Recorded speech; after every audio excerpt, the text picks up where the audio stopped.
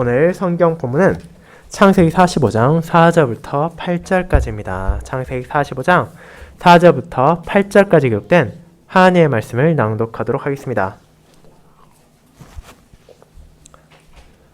요셉이 형들에게 이르되 내게로 가까이 오소서. 그들이 가까이 가니 이르되 나는 당신들의 아우 요셉이니 당신들이 애굽의 판자라. 당신들이 나를 이곳에 팔았다고 해서 근심하지 마소서. 한탄하지 마소서. 하나님이 생명을 구원하시려고 나를 당신보다 먼저 보내셨나이다. 이 땅에 2년 동안 흉년이 들었으나 아직 5년은 밭가리도 못하고 추수도 못할지라. 하나님의 큰 구원으로 당신들의 생명을 보존하고 당신들의 후손을 세상에 두시려고 나를 당신들보다 먼저 보내셨나니 그런즉 나를 이리로 보내는 당신들이 아니요 하나님이시라. 하나님이 나를 바로에게 아버지로 삼으시고 그 온 집의 주로 삼으시며 애굽 온 땅의 통치자로 삼으셨나이다. 아멘. 설교 후에는 찬송 46장 1A 1B절을 부른 후 성찬을 시행하도록 하겠습니다. 사랑하는 주 예수 그리스도 안에 있는 형제 자매님들, 우리는 적절한 때 필요한 도움을 받는 것이 그것을 받는 사람에게 얼마나 큰 힘이 되는지를 잘 알고 있습니다. 아무리 우리가 간절히 필요로 하던 것이라 하더라도 때를 놓치면 그것은 쓸데없는 것이 되기도 합니다. 마실 것이 없는 상황에서 갈증을 느끼는 사람에게는 한 잔의 물이 천금의 가치를 지닐 수 있지만 깨끗한 물이 풍성하게 흘러넘치는 곳에서는 그 누구도 굳이 대가를 치르고 물을 받으려 하지 않을 것입니다. 그렇게 우리는 그런 도움을 베푸는 입장이 될 때에도 그것을 받는 상황에 처할 때도 가능하면 그것을 시기적절하게 제공하고 받을 수 있기를 소망합니다. 그리고 오늘 우리는 이와 같은 주님의 손길을 성찬과 관련하여 고백하게 됩니다. 비록 우리가 하나님의 은혜로 지난 7월 성찬을 시행하게 되었지만 그럼에도 불구하고 우리는 부족함을 느낄 수 있고 우리는 의문을 가질 수 있습니다. 주님의 거룩한 성찬이 얼마나 우리에게 중요한 것인지를 알고 있고 그것을 통해 베풀어진 하나님의 은혜와 그리스도의 구속사역을 경험하는 것은 저와 여러분의 삶에 있어 결코 선택적인 것이 아니기 때문입니다. 그렇게 우리는 하나님께서 왜 그와 같은 성찬을 2년이 넘는 세월 동안 우리에게 허락하지 않으셨는지를 생각하게 됩니다. 그것이 하나님께서 저와 여러분을 미워하기 때문입니까? 이 거룩한 식탁의 은혜가 그 당시 우리에게 필요하지 않았기 때문입니까? 물론 그렇지 않습니다. 이는 신자에게 있어 주어진 하나님의 사랑의 손길일 뿐 아니라 이를 통해 성령 하나님께서는 우리의 믿음을 자라나게 하시기에 결코 가벼운 것이 아닙니다. 그러나 하나님은 이와 같은 고난의 시기 또한 우리에게 선하게 사용하셨습니다. 그와 같이 주님의 선하신 뜻 가운데 그분의 백성들에게 필요한 은혜가 적절하게 주어진다는 것을 우리는 창세기 45장을 통해서도 깨닫게 됩니다. 우리가 긴 시간에 걸쳐 살펴보았던 요셉의 여정, 그의 가족, 그의 형제들이 겪어야만 했던 어려움과 고통을 사용하심으로 하나님께서는 그분의 놀라운 섭리를 드러내셨고 그 섭리 안에서 언약 백성들에 베풀어지는 선하신 뜻을 증거하셨을 뿐 아니라 그 과정들까지도 결코 무의미한 것이 아니라는 것을 나타내셨기 때문입니다. 저는 그와 같이 성도를 돌보시는 주님의 손길을 언약 백성에게 필요한 때 필요한 은혜를 베푸시는 하나님이라는 제목으로 설교하고자 합니다. 그리고 이 본문을 통해 나타나는 하나님의 손길이 오늘 이 예배를 통해 우리가 참여할 거룩한 주님의 식탁을 통해서도 베풀어질 것임을 함께 고백하고자 합니다. 형제자매 여러분, 우리는 지난 몇 주간의 시간을 통해 하나님께서 어떻게 자신이 택한 구원자를 연단하고 세우시며 그를 통하여 언약 백성들을 멸망의 위기에서 건지신지를 살펴보았습니다. 분명 그 모든 일이 일어난 순간순간에는 요셉도 그의 형제들도 심지어 그들의 아버지인 야곱도 그들의 제한된 지혜로는 도대체 지금 우리에게 무슨 일이 일어나고 있는지를 알 수 없었습니다. 요셉은 아무 잘못도 없는 자신이 왜 형제들에게 버림받아야 했는지를 알 수 없었고, 어째서 어떤 연고도 없는 애굽 땅에서 노예가 되어야 했는지, 감옥에 갇혀야 했는지, 그리고 갑작스럽게 총리라는 높은 위치로 세워졌는지 온전히 알 수 없었습니다. 그의 형제들 또한 마찬가지입니다.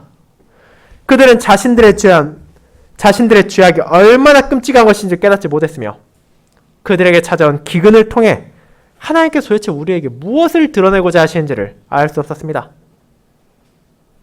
그러나 하나님께서는 그 모든 환경과 행동을 사용하셔서 언약 백성들의 선한 손길을 베푸셨습니다. 우리는 그것이 어떤 방식으로 나타나는지를 앞선 창세기 본문들을 통해 깨닫게 되었습니다. 하나님은 이 모든 부족한 종들을 사용하심으로 언약 백성을 위한 구원자를 세우시고 메시아를 향한 길을 닫지 않으셨을 뿐 아니라 유다를 통해 그런 구속자의 사역이 어떤 성격을 띠고 있는지도 바라보게 하신 것입니다. 그리고 이제 그와 같은 하나님의 손길이 어떤 의미를 가지고 있는지 요셉도 부족하지만 알게 되었습니다. 자신의 형제를 2차례에 걸쳐 만나고 아버지의 안부를 묻고 그의 유일한 동생인 베냐민을 만났을 뿐 아니라 그 형들이 이제 과거와 다른 모습을 보이는 것, 그 동생을 진실로 아낀다는 사실을 깨닫게 되었습니다. 그 모든 것을 본 후 자신 안에 일어나는 감정을 억제하지 못한 요셉은 사람들을 물리고 큰 소리로 울었습니다. 아마도 총리로서의 그의 집이 가까웠을 바로의 궁전에까지 울음이 들릴 정도로 큰 소리로 통곡한 것입니다. 그리고 마침내 자신의 형들, 비록 과거에 자신을 버렸지만 이제는 베냐민을 지키려 한 유다를 포함한 형제들에게 내가 바로 요셉이라고 밝혔습니다.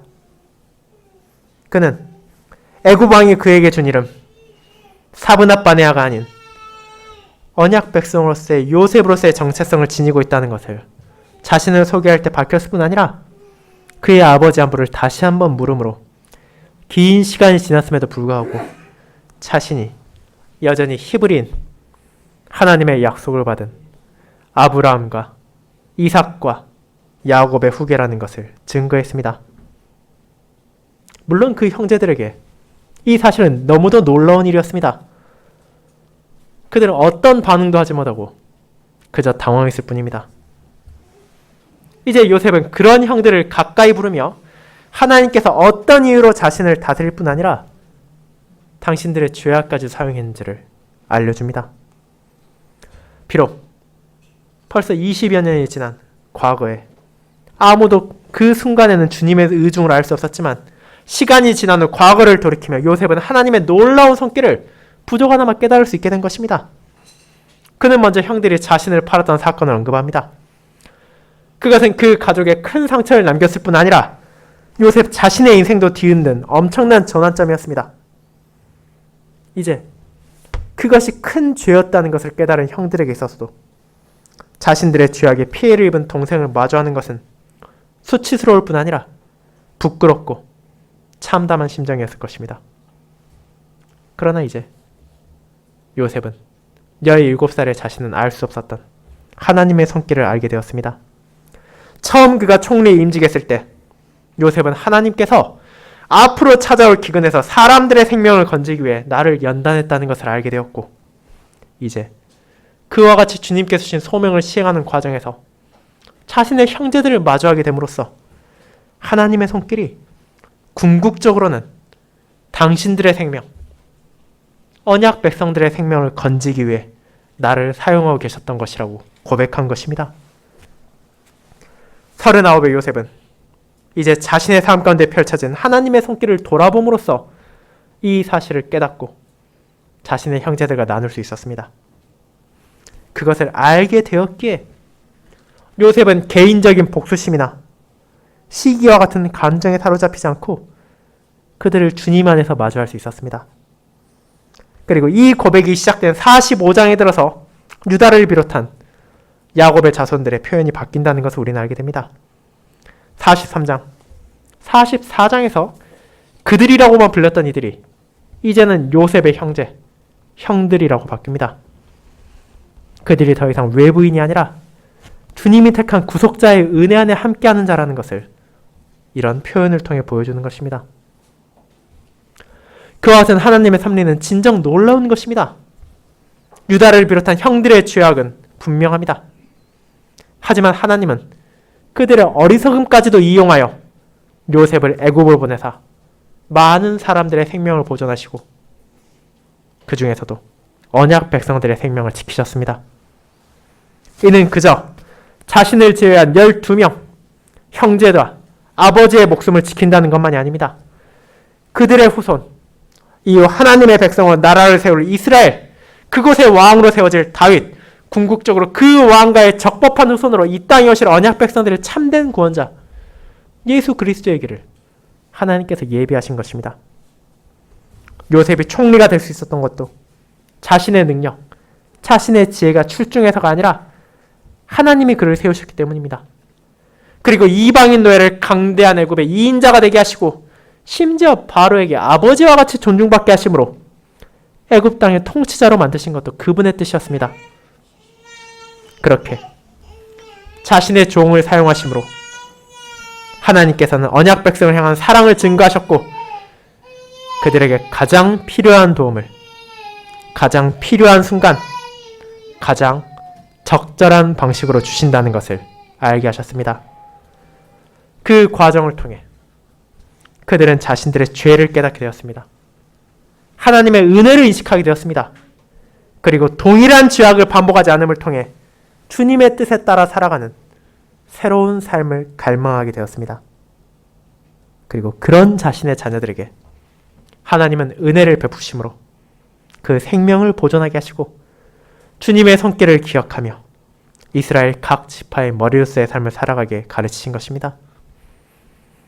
그렇게 여호와 하나님, 참된 언약 백성의 주인께서는 그 백성들에게 순경만이 아니라 역경과 고난까지도 사용하심으로 구원에 합력하게 하셨을 뿐 아니라 그들이 필요한 때 진정 필요한 은혜를 베푸셨습니다. 사랑하는 형제자매 여러분, 그리고 이 하나님께서는 저와 여러분에게도 그와 같은 은혜의 손길을 베푸십니다. 물론 길고 긴 역경 가운데 우리 또한 힘들고 어려운 시기가 있습니다. 성찬 은혜가 간절히 필요한데 어째서 하나님께서 이를 우리에게 허락하지 않으신지 의문을 품은 사람들도 있을 것입니다. 그러나 그분께서는 이 시기를 통해 이 땅의 자녀들이 너무도 당연하게 생각하던 것들이 특별히 그 중에서도 예배와 성찬을 시행하는 것까지도 오직 하나님의 은혜로 주어진다는 것을 깨닫게 하셨습니다. 우리가 은혜로 인식하지 못하고 중요성을 깨닫지 못하며 그저 정기적으로 돌아가며 시행되는 종교적인 행사로만 여기던 것들이 실제로는 얼마나 큰 하나님의 자비라는 것을 알게 하신 것입니다. 그리고 이제 그처럼 자신들의 부족을 고백하고 하나님의 은혜를 갈망하며 새로운 삶을 갈망하는 이들을 하나님께서는 다시 한번 초대하십니다. 우리는 이제 세상의 그 어떤 식탁과도 비교할 수 없는 가장 영광스럽고 아름다운 주님의 식탁에 나아갈 것이고 그분의 떡과 그분의 포도주를 먹고 마심으로써 나에게 베풀어진 한량없는 그리스도의 구속의 은혜를 바라볼 것입니다. 그리고 그 가운데 하나님과 함께하며 성도들과 함께함으로써 신자만이 누릴 수 있는 아름다운 교통을 경험할 것입니다. 성령 하나님께서는 이 놀라운 은혜를 사용하심으로 저와 여러분의 믿음을 더욱 강인하게 성장시킬 것입니다. 그와 같은 식탁이 하나님의 은혜로 가장 적합한 때 저와 여러분의 영적인 생명을 보존하고 유지하기 위해 주어졌습니다. 이 사실을 기억하며 그분을 향한 감사와 사랑으로 성찬에 함께하도록 합시다. 아멘.